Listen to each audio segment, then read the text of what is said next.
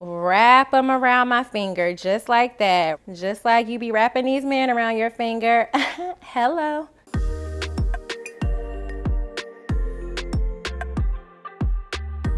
Hey y'all, I'm Essence. I am a beauty director turned director of ad studio at Prose, and this is my wash day routine for optimal scalp health. So today I'm gonna be doing my go-to twist out. The steps to my wash day routine normally include a hot oil pre-scalp treatment, then I'll shampoo and condition, and then I'll twist out my hair. Quickly hit it with a hair dryer before air drying. Apply my nightly DIY scalp oil, and then I'll style my hair the next day. Usually my routine takes about anywhere from 2 to 4 hours, just depending on the day, and I do it about once a week. So my hair and scalp are a lot. So I have type 4 hair, 4C, 4B. It's like a hodgepodge of curl patterns. My scalp is also very dry. So if I go longer than a week without washing my hair, it starts to feel really like dry, itchy, a lot of buildup on my hair from products. It's just not a good feeling. So with my pre-scalp hot oil treatment, I like to put it in an applicator bottle, one with like a pointy tip, so that I can get it directly to my scalp. First, I put in the olive oil. That's kind of like our carrier oil. It's a very kind of mild, neutral oil. It's also hydrating, but it really just helps with that shine factor. So then I put in some honey. Honey is a humectant, so that's just a super important ingredient when it comes to moisture for me and hydration. And then at the very end, I put in some tea tree oil. Anywhere from 6 to 10 drops, depending on how much of my other ingredients I already have in the applicator bottle. Tea tree oil is antibacterial. It's in a lot of skincare products, and so I found that it also helps with my scalp because scalp is also skin. So I'll heat it up with warm water, kind of the way that you would do like a baby bottle. You don't want it really hot. You just want it warm enough to where all of the ingredients are like, you know, fusing together and melting, and then I get to applying. I told y'all it gets messy, so I like to put a towel around my neck, and I just like to part down the middle on each half, part this way, so that I have 4 separated sections. Give it a nice good shake. We are just going to start applying. See, it's already dripping, told y'all. And I just repeat through all 4 sections until like the mixture is gone. Ta-da! My scalp has been dry for basically as long as I can remember. So I had my mom take me to this dermatologist, and they prescribed me the driest shampoo. Like honestly, they might as well have given me a bottle of rubbing alcohol and said, sis, just pour this all over your head, because that's what it felt like. It was so stripping. I used it and it just depleted my hair and my scalp of all moisture. It felt like a different head of hair. It did not feel like my hair. Like, I don't know her, in the words of Mariah. It wasn't me, in the words of Shaggy.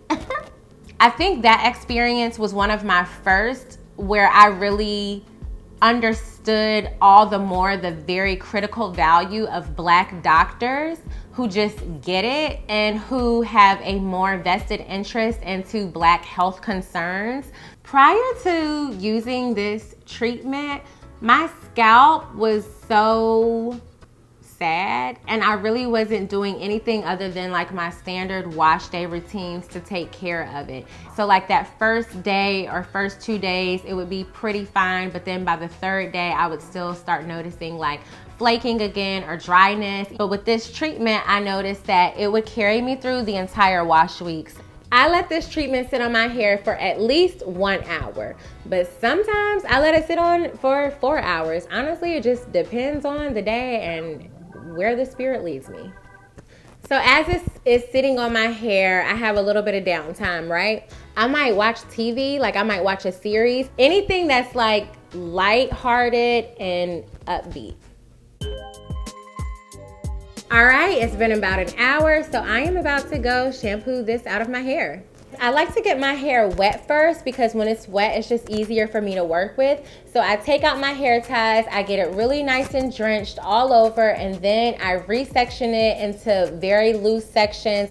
I am a huge Buy Black advocate in everything from fashion to beauty, skincare, like all of it. And with hair specifically, I use a lot of Black owned products because I want to use something that just like gets my hair. As I'm shampooing my hair section by section, I start first by kind of working the shampoo in from root to ends, and I go through with my fingertips and I'm just getting a really good clean in that section, really focusing on my scalp. And then I'll rinse the shampoo out, do another shampoo, go in with my fingertips again, and then I have this handy dandy scalp tool called the Luxe Therapy Scalp Soother. And girl, let me tell you, this is like one of my favorite inventions ever. It's curved and very flexible so that you can get into your hair at any angle. I like to think of it as a tool that can help me lift any remaining dirt. It's just kind of like my safety measure to make sure like my scalp is nice and clean and fresh, and it feels so good. It also is like gently exfoliating, which I find is very, good for me because I do have dry scalp. If you're using products and you have product buildup or anything like that, it just kind of lifts everything out, and I feel like it really helps with like just kind of reviving and stimulating your scalp.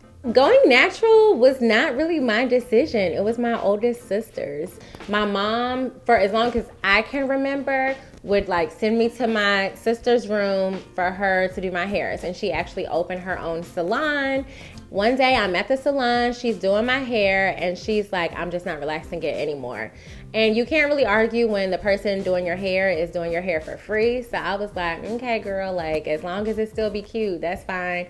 And it was. So as I'm shampooing my hair, once, I feel like my scalp is nice and clean, I'll go through, I'll rinse out the shampoo in that section. And before moving on to the next section, I immediately put in the conditioner for that section that I'm already working on. So I put in my conditioner, I take my Felicia Leatherwood detangling brush. I start at the bottom, I detangle my way up, really get that conditioner in there through every strand, make sure it's nice and detangled. When my hair is super drenched and also has a product in it that is very hydrating, it really kind of maximizes that slip factor. So I can go through and really get a really, really, really good detangling, better than I can when my hair is like dry. And then I'll do a really chunky, fat 2-strand twist. I'll do a Bantu knot, and then I will clip it at the top so that it stays secure, and then I move on to the next section and repeat those same steps with every single section. I let my conditioner stay in for as long as it takes me to take a shower, and then I rinse it out. So once the conditioner is rinsed from my hair, I will shake my hair kind of like a wet dog to get some of that excess water out. And then I have this kind of like cloth bonnet head wrap in one situation, but it has a button on it and a drawstring on it, and you put it on your hair and you twist it and connect it, and it kind of like keeps your hair up until you are ready for styling. And it also kind of like absorbs some of that water, but like not too much. So I transitioned out with sew-ins. It was my last year of undergrad, and I was an HBCU queen. I went to Albany State University. Any HBCU queen, you're gonna be very visible at all the games, all these community events. And so I had to figure out something that would like work for me and also keep my hair healthy. I did not want to have to straighten my hair every day to get it to all blend seamlessly. So I would do sew-ins. I don't think I felt empowered enough to do a big chop. The natural hair movement, what it is now, it was not that then. It was still very early, especially in like this very rural town in the South. Everyone kind of had the same style, like very long, either voluminous or like sleek and straight. It did not feel like I would be received with my texture of natural hair. Looking back, I don't regret even the process of how I went natural. I feel like at that time, that's what I genuinely had to do. And I still feel that way, even now. Like, I knew that I was gonna be bomb, you know, with my natural hair. But I knew that for me at that time, other people would not perceive me as such, and it would be a hindrance to my own kind of like advancement and development. The hard part is done. Now we're just going to put my hair into some 2-strand twists. I like to part my hair into sections and work on a section at a time. Slightly mist with this bottle. I love this bottle because it has a mist feature. So it mists instead of like soaking the hair. I just do that to get it a little malleable. Then I'm going to take some Sealing Hair Butter by Wonder Curl. I like this product because it's a good styler, but it's also very hydrating. So because I'm not using a leave-in, it still gives me that moisture factor. I still know that my hair is gonna get all of the nutrients it needs. Pull off a section, doesn't have to be evenly parted. And then the rest of this, I'm going to secure away with one of these handy dandy clips that your grandma be wearing. And this is a really good comb because of the ridges, and it just helps to kind of detangle through. And I'm gonna put a little bit more butter on this section because, in the words of Tabitha Brown, that's my business. So my technique is fairly simple. I just take the section that I'm gonna twist and pull it apart into 2 sections, and then I twist it like this. And I twist it pretty tight because it's gonna already loosen on its own. And then once I get to these ends right here, you can take a little butter and really secure it. I just wrap them around my finger just like that. And I move on to the next section, and I just repeat that until all 4 sections are twisted into multiple 2-strand twists. Ooh, my arms. So these are my twists, nice and juicy and plump, and now I'm about to finish the rest of my routine with my oil and my hair dryer, and we will be done for today. I like to take this Dyson dryer directly to my roots, and it has settings for hot air and cool air, and I just alternate between the 2. So I don't dry my hair completely, but this just keeps me from going to bed with like a really damp or wet scalp. So now I am going to oil my scalp very lightly. I made this oil earlier today. It's just a blend of coconut oil, Jamaican black castor oil, jojoba oil, and peppermint oil. My little concoction. Thanks to Ivy, these YouTube girls, honey, they got life figured out, and I am grateful. I really like this oil because it keeps my scalp super hydrated. It really minimizes on that like dryness, itchiness, that flakiness. And I will use this every night or like every other night until my next wash day. So now I am just going to put my bonnet on and go to bed because it's been a long day. Hey y'all, it's the next day and I am about to take out my twist. I like to oil my fingertips so that I don't create a lot of friction as I'm taking out each twist. When I take out my twist, I like to kind of unwind them. Twist the actual twist itself in the opposite direction until it's coming apart, and then I start at the bottom and then I just like unravel them this way so that this like very defined kind of like ringlet spiral thing can stay intact. So I have basically taken out all the twists in the back. Right now I'm just kind of feeling through lightly with my hands, and occasionally I'll find a twist. See, we found one. See, they hide. A lot of times for me, the front of my hair is what frizzes the fastest. So I don't like to be that abrasive with the hair in the front because it's already like more prone to frizziness. So we took all of the twists out and now it's time to separate them. I start kind of like in the middle and work my way back. These front twists, I don't pull apart until the very end, if I even pull them apart at all. I pull apart at the bottom first versus starting at the top. When you start at the top, it can get tangled, for me at least. The more you separate it though, the bigger the hair. So it's just kind of like whatever you feel. But I also noticed that the more you separate, the faster it gets frizzy. So you also have to be prepared for that.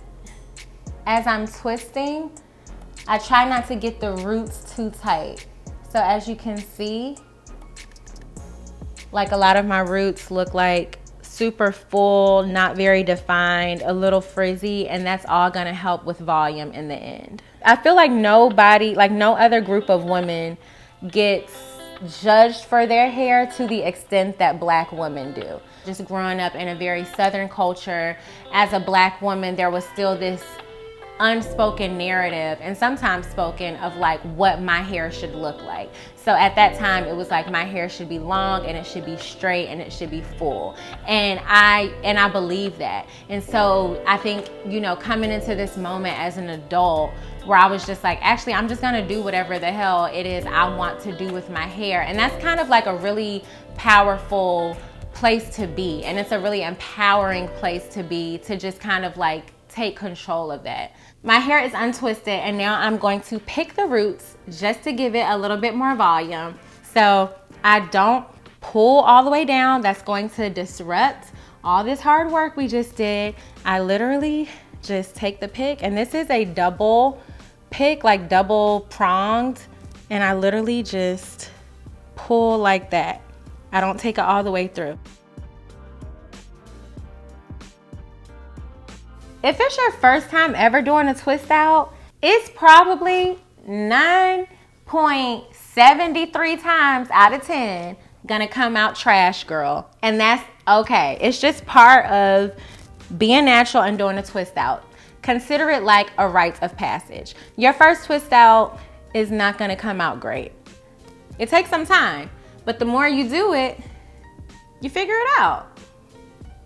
So everybody maintains their twist out different. If you want something super uniform, super defined, then retwist it every night, put on your bonnet. If you want something, you know, kind of big and messy, like, you know, that's what I like, I just put on a bonnet, and that's more so for just protection of my actual hair. And then I take it off and I shake it out like that.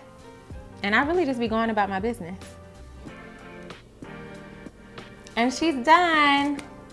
It looks great. She's really nice and vivacious and full. My scalp feels amazing. It feels clean. It feels hydrated and moisturized. No like tightness, no itchiness, dryness. It just feels really good. And my hair also feels amazing. And I just feel like you should not have to pick. Like you should not have to sacrifice hair looks for hair health or hair health for hair looks. Like you can have both, and clearly, you know.